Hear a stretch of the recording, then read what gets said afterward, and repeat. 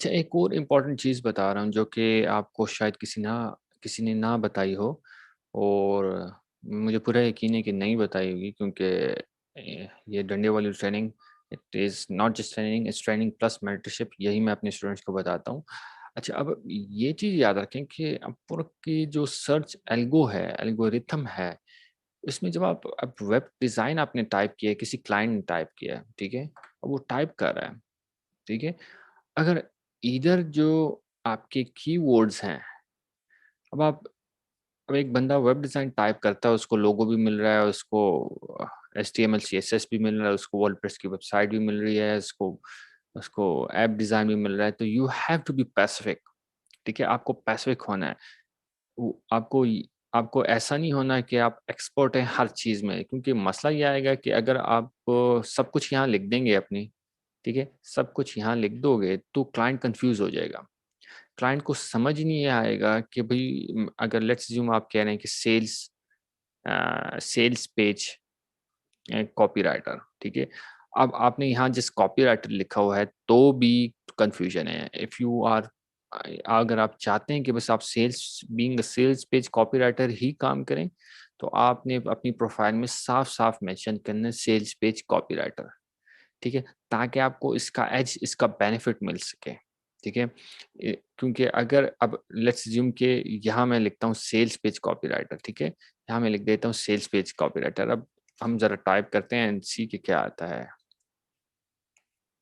Sales पे sorry,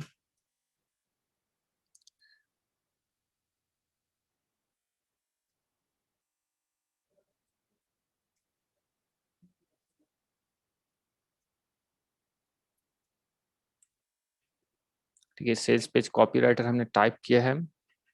अब आप देखते हैं क्या-क्या किस-किस ने क्या-क्या लिखा है। Expert copywriter and content writer, ठीक है? डायरेक्ट रिस्पॉन्स कॉपीराइटर, ठीक है? अब देखें, अगर मैं इन दोनों को देखूँगा, ठीक है?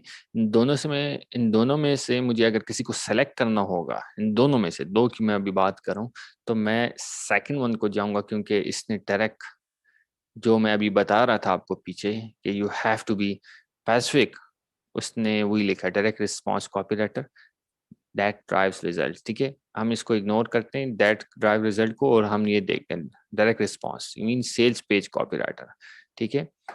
इसने ये मेंशन किया जो कि मैंने आपको पीछे बात बताई है। अब हम थोड़ा-सा नीचे जाते हैं, क्रिएटिव कॉपीराइटर, ठीक है? अब ये देखें, अब कहीं न कहीं इन्होंने गलती की होती कीवर्ड देने में। अब देखिए, हमने सेल्स पेज कॉपीराइटर लिखा है और क्रिएटिव कॉपीराइटर का भी जो है ना, इस औरत ने लिखा हुआ है, और उसकी भी प्रोफाइल शो कर रही है।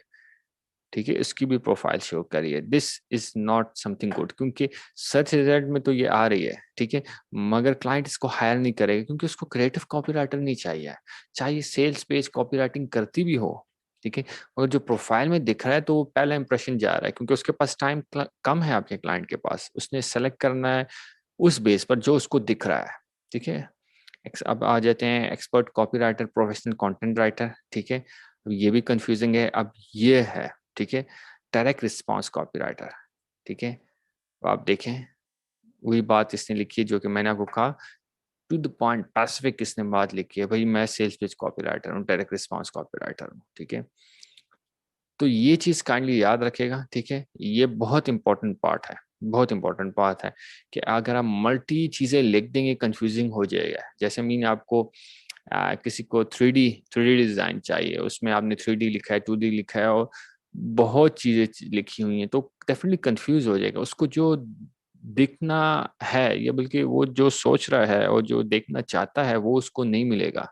पहले रिस्पॉन्स में, पहली एक साइड में, जैसे वो सर्च करेगा, तो वो डेफ़िनिटली उसको देखना चाहेगा कि जिसने बेसिकली उसकी बात लिखी हुई है, जो कि वो जिस बंदे को हायर करना चाह रहा है, मीन वो 3D डिज़ाइनर को हायर करना चाहे, तो किसी ने लिखा है I am expert 3D designer है, या एक्सपर्ट 3D डिज़ाइनर, तो वो उस कॉन्ट्रैक्टर की तरफ जाएगा कि जिसने पैसों की ये बात की हुई है।